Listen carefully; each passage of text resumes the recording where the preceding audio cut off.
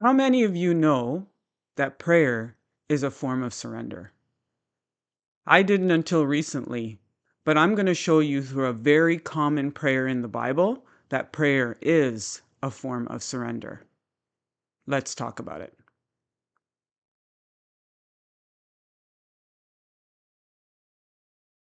Hi, and welcome to the Sanctuary Podcast, where we equip, encourage, and empower all believers in their walk with Christ using the Word.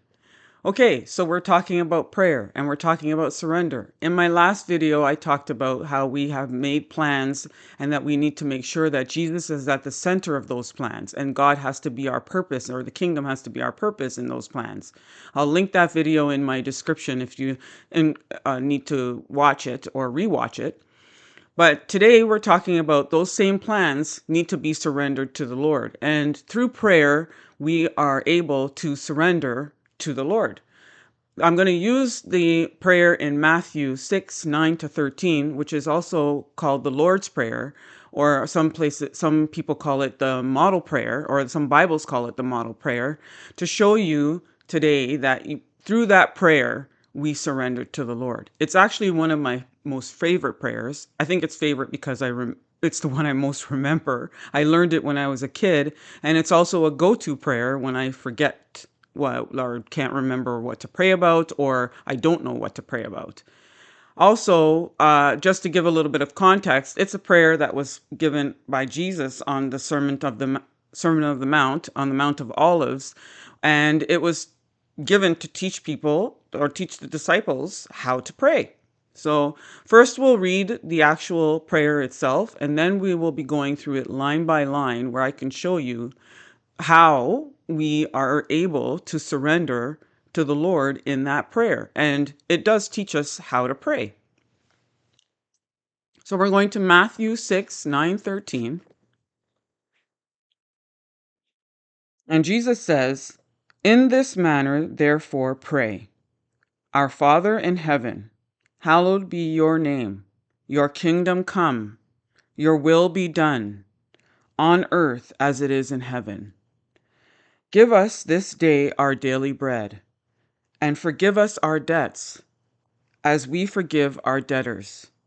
And do not lead us into temptation, but deliver us from the evil one. For yours is the kingdom, and the power, and the glory forever. Amen." I learned from the King James Version, I think that one says for debt and debtors, it says trespass and trespassers. And obviously there's a lot of thy and thou. But it is, what I appreciate in the New King James is that last piece is the doxology that's not in a lot of modern translations. So if you're reading a modern translation, that part for yours is the kingdom, the power, the glory, it may not be in your translation. But through the Lord's Prayer, I'm going to show you that it's broken down into 3 sections. And so we're going to go line by line. The first part is identity and priority. And through that first piece, we are covering things that we are surrendering to the Lord that are in respect to our identity and priorities. I'm going to use my notes. So the first part here, our Father in heaven, clearly we're saying to the Lord, I surrender to you as a child of God. I am dependent on you. That is exactly what that first line says. The next line says, hallowed be your name. That is where we are surrendering our ego and our reputation. We don't live in isolation. And it's also telling us, we praise you, I need you. That is where that's coming from. I'm surrendering my ego and my reputation to say, I don't do this on my own. There's no I statement there. The next part says, your kingdom come, your will be done. That's where we are giving up our personal agenda. We're giving up control over our lives. We are surrendering that to the Lord because He is in control. Our personal agenda, even if we make those plans, again, those plans come from the Lord and will be executed through the Lord. It's not to say that you don't have to do some of the work. Obviously, we do. But ultimately, the outcome is what we're surrendering to Him. The next part, it says, on earth as it is in heaven. So this is where we are now looking at the section that talks about surrendering our daily life and protection. Give us this day our daily bread is a surrender to his provision. He provides everything we have. He is the creator of everything we have, all the resources that we receive. Even if we have to work for our paycheck, the money we receive is through him.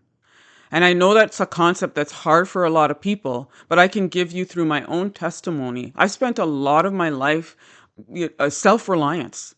I can do everything. Notice I'm using the word I. I did this. I made that. I made that come about.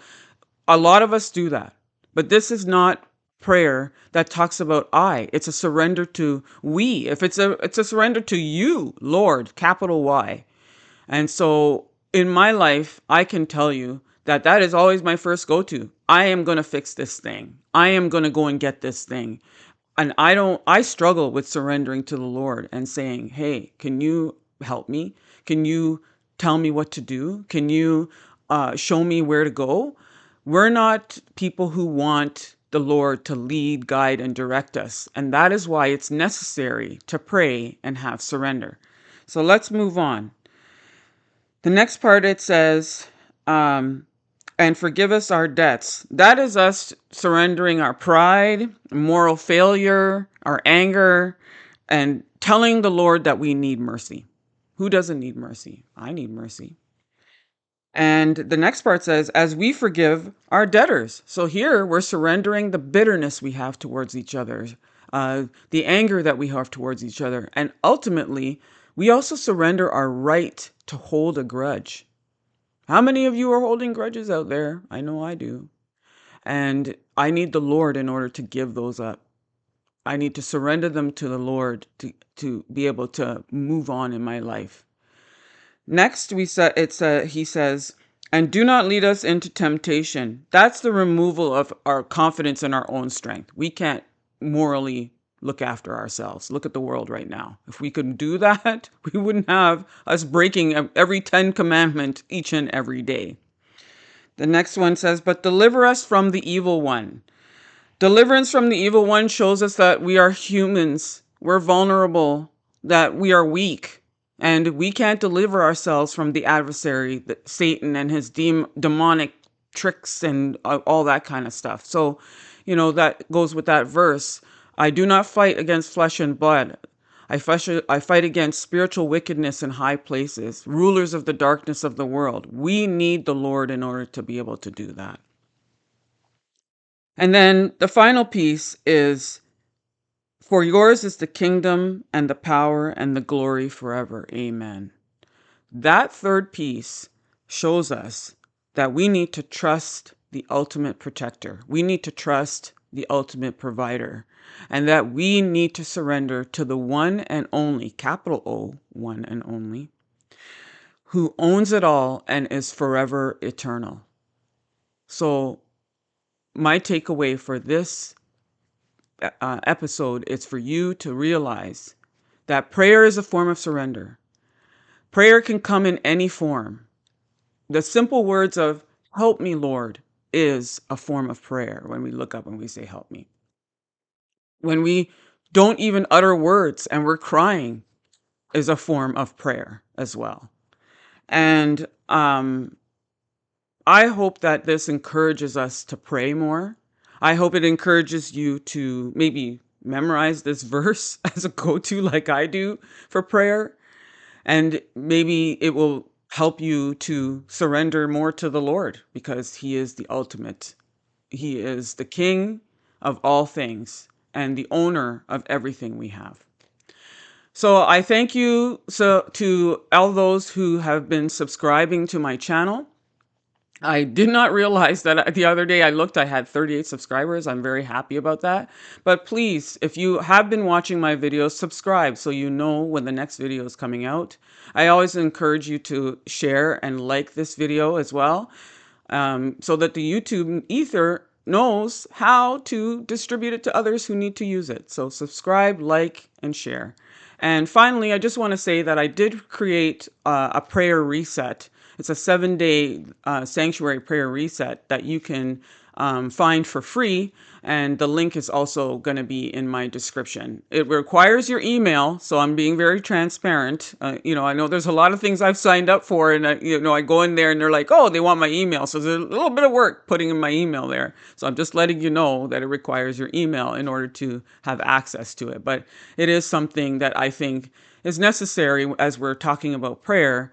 Maybe you need a 7-day reset in terms of your prayer life, and I hope that it helps you, for those of you that sign up to receive it. Otherwise, until next time, stay blessed by the best.